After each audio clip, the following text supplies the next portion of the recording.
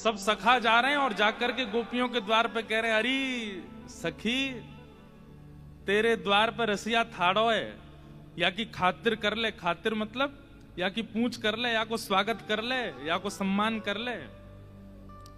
थाड़ो तेरे द्वार रसिया, आयो तेरे द्वार। थाड़ो तेरे द्वार रसिया, आयो तेरे द्वार। अरे खातिर कर ले नई गुजरिया, गिरधर आयो तेरे द्वार। खातिर कर ले रसिया, आयो तेरे द्वार। मानो जैसे ठाकुर जी हम श्रीदामा होंगे, हम मधुमंगल, जो भी समझ लो हमको, हम आप सबसे कह रहे हैं कि गिरधर लाल जी गांधीधाम आए, खातिर कर लो उनकी। खातिर कर ले नई गुजरिया रसिया, थाड़ो तेरे द्वार। खातिर कर ले नई गुजरिया रसिया, थाड़ो तेरे द्वार। तो ठाकुर जी पदरामन कर रहे हैं सब जगह, और ब्रजवासी सब जगह जा जा करके कह रहे हैं कि अरे गोपियों, तुम्हारे द्वार पर साक्षात गिरधर आए हैं, इनकी खातिर कर लो। और फिर क्या कहते हैं, कोई कई गोपी ऐसी नकचड़ी सी, व्यवस्था तो पूरी कर रखी है, लेकिन द्वार पे आके कह रही हैं हम ना कर रहे, बताओ क्या करोगी। तो फिर सब ग्वाला कहते हैं, ये रसिया तेरे नित नहीं आवे, ये रसिया तेरे नित नहीं आवे। जैसे गिरधर लाल जी हमारे बहुत आते हैं गांधीधाम, इस साल का तीसरा चक्कर है। एक बार तो मेरे बिना भी आ चुके हैं गांधीधाम, मैं नहीं आया हूं, लाल जी आ गए। जब नाथ द्वारा उत्सव पूरा हुआ, उसके बाद द्वारिका में कथा थी, तो मैं तो कहीं से होके आया, लाल जी गांधीधाम होके गए थे द्वारिका। मतलब चुपचाप भी आते हैं बिना किसी को बताए। इसलिए 3 4 बार 5 बार 6 7 बार आ चुके हैं लाल जी, लेकिन अब क्या कह रहे हैं कि भैया बार बार नहीं आएंगे, इस बार खूब खातिर कर लेना लाल जी की। पता नहीं अगला चक्कर अब कब लगेगा। ये रसिया तेरे नित नहीं आवे, ये रसिया तेरे नित नहीं आवे। प्रेम होए तब दर्शन पावे, प्रेम होए तब दर्शन पावे। अरे किसी के चित्त में प्रेम होता है तब इस रसिया के दर्शन होते हैं। और बोले खावे पीवे का है, बोले अधरामृत को भोग लगावे, अधरामृत को भोग लगावे। कर मेहमानी अब मत चूके, समय ना बारंबार। हाँ कर मेहमानी अब मत चूके, समय ना बारंबार। अरे खातिर कर ले नई गुजरिया रसिया, थाड़ो तेरे द्वार। खातिर कर ले नई गुजरिया रसिया, थाड़ो तेरे। वैसे गांधीधाम वाले खातिर तो करते हैं। आज सुबह क्या स्नान पूर्णिमा, कितना जोरदार। आपको पता है ये ऐसी सामान्य जल से नहीं हुआ, जो लाल जी का सुबह अभिषेक हुआ यमुना जल से हुआ। और यमुना जी भी कहां की, कलिंद गिरी मस्तके, कलिंद पर्वत यानी कि हिमालय से बहती हुई जब यमुना जी पहली बार समतल जमीन पर आती हैं, उस जगह का नाम है कट्टा पत्थर, जो देहरादून से भी आगे है। वहां हमारे कुछ विप्र बंधु गए थे, हमारे संग यहाँ भी जो रहते हैं मंच पर, वो ब्राह्मणों जाकर के वहां पर कलशों में भर भर के, फिर 20-20 लीटरों की प्लास्टिक की कैनों में भर के ट्रेन में रखवा करके, तब यमुना जल देहरादून के भी आगे से आया यहाँ गांधीधाम। और उसको कल रात्रि में मिट्टी के पात्र में भर के, उसमें केसर और सुंदर सुगंधित द्रव्य डाल करके रात भर एसी कूलरों में रख के ठंडा करके सुबह तब अभिषेक कराया लाल जी का। खातिर तो आप लोग कर रहे हो।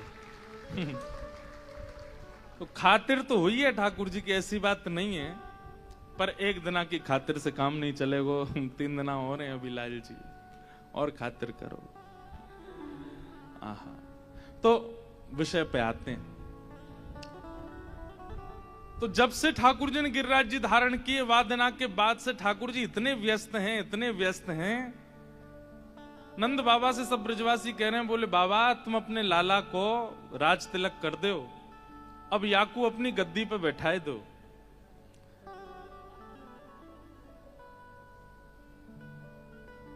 अपनी गद्दी पे बैठाए दो।